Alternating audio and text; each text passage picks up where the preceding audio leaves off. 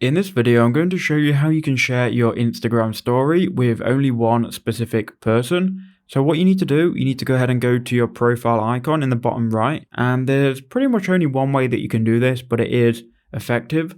So go to the three lines in the top right hand corner, then scroll all the way down, and you're looking here for close friends. So it's here under who can see your content. Go ahead and click on close friends. Now what you're going to do is you're going to add the person who you want to view your story as a close friend. So go ahead and search for them, and you can search for anyone. They don't have to be on this list. Obviously they need to be following you so they see your story. I'll just add cast here. So we'll check that. We'll then click done, and now we've got one person as our close friend.